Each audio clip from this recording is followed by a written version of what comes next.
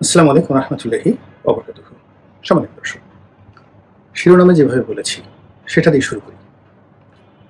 লন্ডনে জনাব তারেক রহমান সাহেব এবং ডক্টর মোহাম্মদ ইউনূসের মধ্যে যে বৈঠকটি হয়েছে, একান্ত বৈঠক, প্রায় ১.৫ ঘন্টার রুদ্ধদ্বার বৈঠক। এই দুই নেতা পারস্পরিক কথাবার্তা বলেছেন। এর চেয়ে অংশ ফরমাল, তাদের দেখা সাক্ষাৎ হয়েছে, হ্যান্ডশেক হয়েছে, শুভেচ্ছা বিনিময় হয়েছে এবং তাদের সঙ্গী সাথীদেরকে নিয়ে তারা একটা ফটো সেশন করেছেন। তারপর তারা দুজনে একান্তে কথাবার্তা বলেছেন। সেই বৈঠকের পর সরকারের পক্ষ থেকে তেমন কিছু বলা হয়নি, অর্থাৎ ডক্টর মোহাম্মদ ইউনূসের পক্ষ থেকে তেমন কিছু বলা হয়নি। জাস্ট একটা জয়েন্ট প্রেস কনফারেন্স করা হয়েছে মানুষকে প্রবোধ দেওয়ার জন্য, অনেক সুন্দর আলোচনা হয়েছে ইত্যাদি ইত্যাদি। আর আগামী ফেব্রুয়ারি মাসে একটা নির্বাচন হতে পারে শর্ত সাপেক্ষে, এরকম একটা আশ্বাস প্রধান উপদেষ্টা দিয়েছেন বলে তার প্রেস সচিব বলেছেন। আর প্রেস সচিব যেটা বলেছেন ওটাকে আবার সার্টিফাই করেছেন আমির খসরু মাহমুদ চৌধুরী। এবং ওই অবস্থাতে সারা বাংলাদেশের বিএনপি যারা নেতাকর্মী, তাদের মধ্যে একেবারে রীতিমতো খুশির বন্যা, যেটা একটা বিরাট মেঘনা কাটা হয়ে গেছে। ফেব্রুয়ারি মাসের ১৫ তারিখে যদি নির্বাচন হয়, ১৬ তারিখে তারেক রহমান সাহেব দেশের প্রধানমন্ত্রী, আমি এমপি, আরেকজনে মন্ত্রী। তো যার জন্য পোশাক বানানো, স্যুট বানানো, তারপরে জুতো কেনা, সেন্ট কেনা, আরও নানা রকম চিন্তাভাবনা টেকনাফ থেকে তেঁতুলিয়া পর্যন্ত বিএনপি নেতাকর্মীদেরকে নানাভাবে উদ্বেলিত করেছে।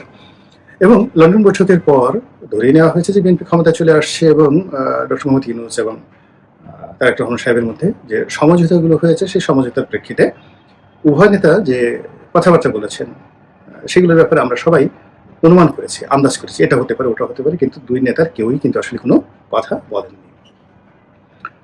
আমাদের মতো যারা কিছু লোকজন রয়েছেন, সবসময় সবকিছু ভিন্নভাবে, ভিন্ন অ্যাঙ্গেল থেকে দেখার চেষ্টা করেন। তারা প্রথম থেকে বলে আসছেন যে এই বৈঠকটি উভয়ের জন্য, মানে ডক্টর মোহাম্মদ ইউনূসের জন্য এবং জনাব তারেক রহমান উভয়ের জন্য বুমেরাং হবে। আমি বিশেষত বলেছিলাম যে এই বৈঠকটি না করলে ভালো হতো, কিন্তু এখন যে অবস্থায় হয়ে গেছে, যদি এই বৈঠকটা হয় এটা খুব মারাত্মক বিপর্যয় ডেকে নিয়ে আসবে উভয় দলের জন্য। আর যদি না হয় তাহলে ডক্টর মোহাম্মদ ইউনূস সুস্থভাবে বাংলাদেশে আসতে পারবেন না। আর যারা একেবারে, যাকে বলা হয় কট্টর বিএনপিপন্থী বুদ্ধিজীবী, তাদের বক্তব্য ছিল তারেক রহমান সাহেবের উচিত এই বৈঠকটি ক্যান্সেল করা এবং তার সঙ্গে দেখা না করা। দ্বিতীয়ত অনেকে বলেছিলেন যে তিনি যখন সেখানে গিয়ে দেখলেন যে জনাব খলিলুর রহমান তাকে রিসিভ করার জন্য নিচে দাঁড়িয়ে আছেন, এর কারণ হলো বিএনপির ১ নম্বর দাবি ছিল দুজন উপদেষ্টার বিরুদ্ধে, খলিলুর রহমানের বিরুদ্ধে, এবং যেটার সঙ্গে সেনাবাহিনীর একটা যাকে বলা হয় ডাইরেক্ট সমর্থন ছিল। সেনাবাহিনীও চাচ্ছিল খলিলুর রহমান এই উপদেষ্টা পরিষদ থেকে বাদ পড়ুক এবং সেক্ষেত্রে তাদের এই মনোভাবটিকে বিএনপি সাপোর্ট করুক, এবং বিএনপি সেই কাজটি করেছে। তো কাজেই খলিলুর রহমানের এই ইস্যু ধরে যদি তারেক রহমান সাহেব সেখান থেকে ফিরে যেতেন যে আমাকে অপমান করা হয়েছে, তাহলে সেটা মানে বিএনপির জন্য একটা বিরাট গর্বের বিষয় হতো।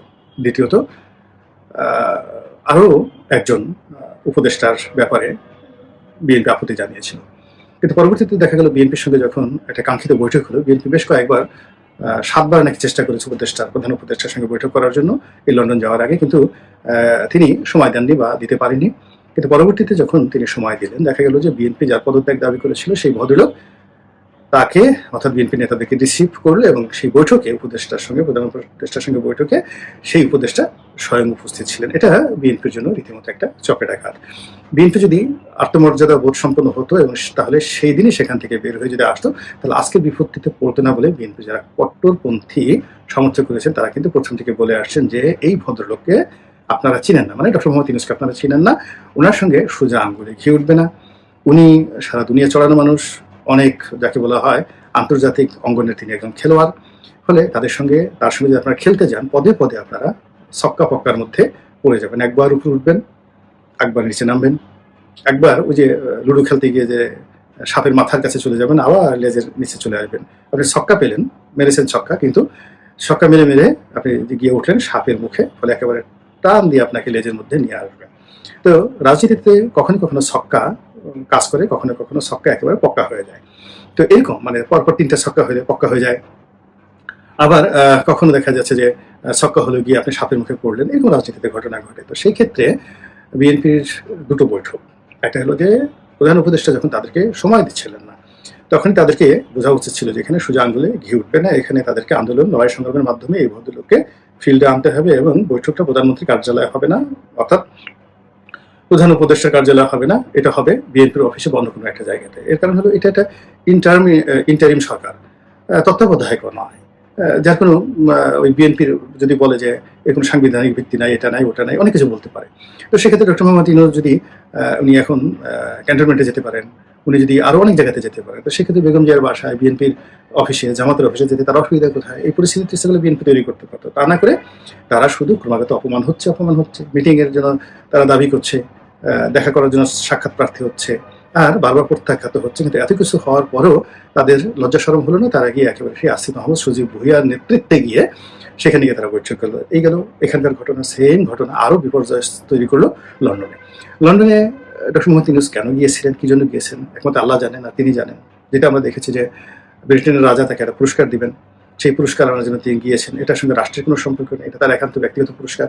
এবং এই কাজ করার জন্য রাষ্ট্রের কোষাগার থেকে হোটেল বাড়াই গেছে 3 কোটি টাকা, আর অন্যান্য যাতায়াত যদি খরচ ধরেন তাহলে কত কোটি টাকা গেছে একমাত্র আল্লাহই জানেন।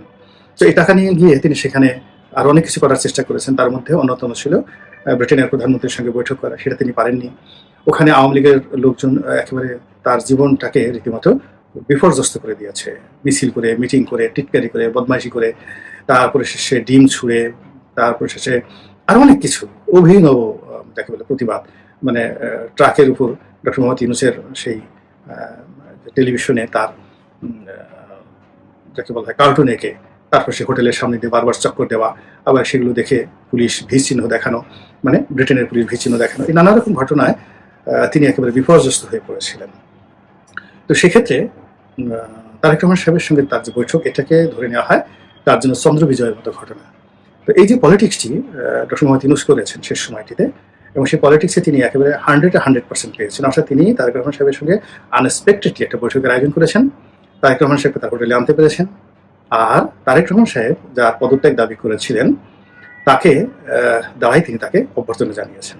সর্বশেষ তারেক রহমান সাহেব একটা বর্ডার লাইন দিয়ে দিয়েছিলেন যে 2025 সনের ডিসেম্বরের মধ্যেই নির্বাচন হতে হবে। এবং তারেক রহমান সাহেব এই যে এত বড় কথা বলেছিলেন, এই কথার পেছনে বন্ধু রাষ্ট্রের গ্রিন সিগন্যাল ছিল, চীনের গ্রিন সিগন্যাল ছিল, এরপর সেনাবাহিনীর গ্রিন সিগন্যাল ছিল, তার দলের নেতাকর্মীদের গ্রিন সিগন্যাল ছিল। এই সব সিগন্যালগুলো ব্রেক করে তিনি এটাকে নিয়ে গেলেন ফেব্রুয়ারিতে বা এপ্রিলে। অর্থাৎ যেটা ইউনূস সাহেব চেয়েছেন সেটাই সেই লন্ডন বৈঠকে আলোচনা হলো। তাহলে ধরুন আপনি জিদ ধরেছেন গোল্লাছুট খেলার মধ্যে, গোল্লার মধ্যে আছেন, এখন গোল্লার বাইরে আপনাকে নিয়ে যাওয়া হয়েছে। তো তারেক রহমান সাহেবকে সেই গোল্লার বাইরে ডক্টর মোহাম্মদ ইউনূস অত্যন্ত সুকৌশলে তিনি নিয়ে যেতে পেরেছেন। ফলে কি হলো, ওই বৈঠকের পরে সবাই আত্মতুষ্টি অনুভব করলো, আমি করিনি। আমি ওই বৈঠক হওয়ার আগে বলেছিলাম যেটা বুমেরাং হবে, আর বৈঠক হওয়ার পরে বলেছি এটা শুধু বুমেরাং হবে না, আমি যতটা মনে করেছিলাম তার চেয়ে বেশি বুমেরাং হবে। জুলাই মাসে এসে সেই অবস্থাটা তৈরি হয়েছে। এখন স্বয়ং তারেক রহমান সাহেব তিনি এই বৈঠকের উপর আস্থা হারিয়ে ফেলেছেন।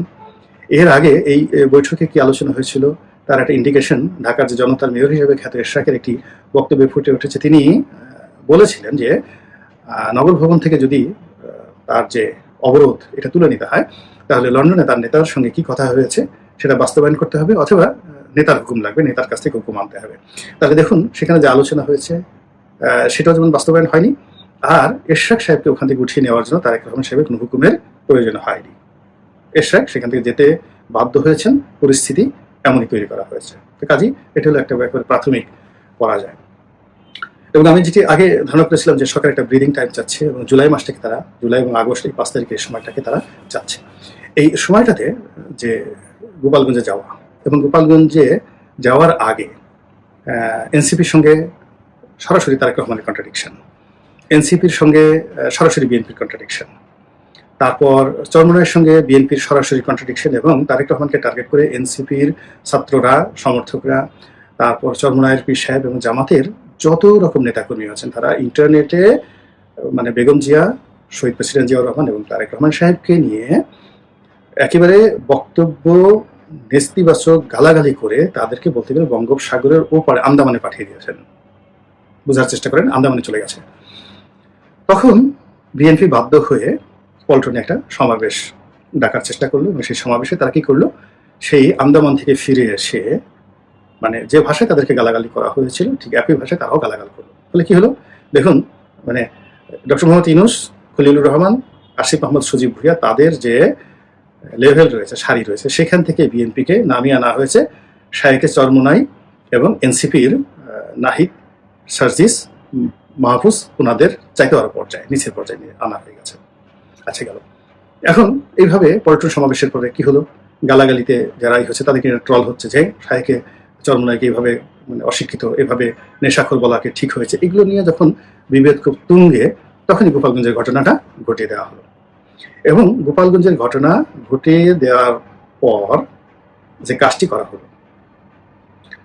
করা হলো সেটি হলো